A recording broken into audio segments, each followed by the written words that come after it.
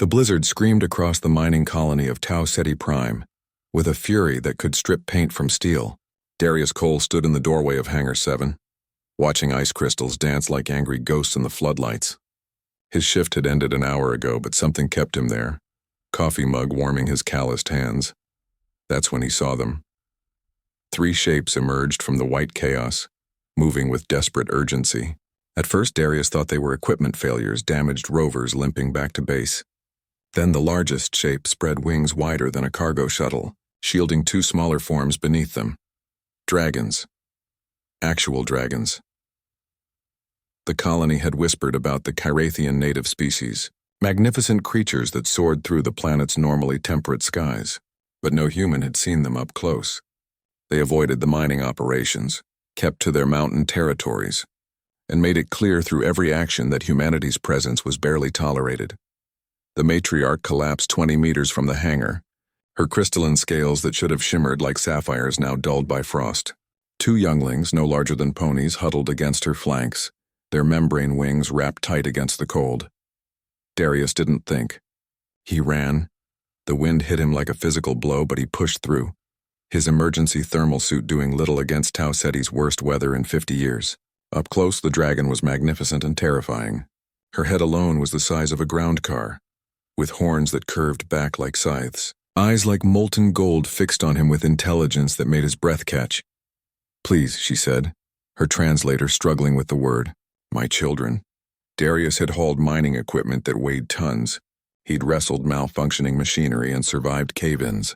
But convincing a dragon 3 times his size to move tested every ounce of his strength and will. "Come on," he shouted over the storm.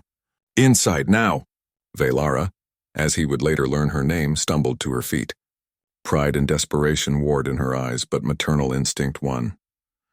She herded her younglings toward the hangar, and Darius guided them in, his body a small barrier against the wind that meant nothing and everything.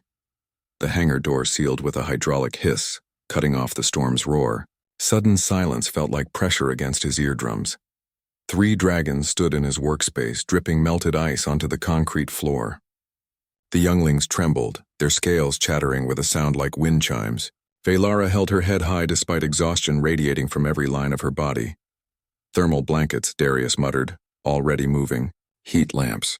Christ, what do dragons even eat?" He worked with the efficiency of a man who'd spent 20 years in emergency situations. Industrial heat lamps, normally used to cure sealant on hull repairs, were repositioned to create a warm zone. Thermal blankets meant for wrapping sensitive equipment were draped over the younglings, who initially flinched but then leaned into the warmth. Velara watched every movement with predatory focus. One wrong move and those claws could end him. Darius had seen what they did to rock faces. "I have protein bars," he said, showing empty hands before reaching into his locker. "Not sure if your biology can process them, but they're calorie-dense." He placed them on the floor and stepped back. Velara's nostrils flared, analyzing. Then she nudged one toward her children with surprising gentleness. The younglings tore into the packages with tiny fangs, making sounds of contentment. "Thank you," Velara said, her voice like resonating crystal. "We flew too far. The storm came too fast. We would have died." Darius pulled up a work stool, maintaining respectful distance. "Why did you come to us? Your kind don't exactly send greeting cards to the mining colony." Velara's wings shifted, a gesture he couldn't interpret. "Because humans survive. We watched you build structures in impossible places, work through storms that should kill you, thrive where you should perish. If anyone could provide shelter when the sky itself turned hostile, it would be humans." Something in Darius's chest tightened. "We're just stubborn, too dumb to know when to quit." "No." Velara's eyes fixed on him with uncomfortable intensity. "You are kind. We did not expect kindness. We expected calculation, trade, obligation. But you ran into the storm without hesitation. Why?" Darius looked at the younglings, now curled together under their blankets, scales gradually regaining their shimmer as warmth returned. "Because they're kids, and you're a mom. Doesn't matter what you look like. Some things are universal." The night stretched on. Darius brewed coffee and found himself telling stories to distract the younglings from their fear.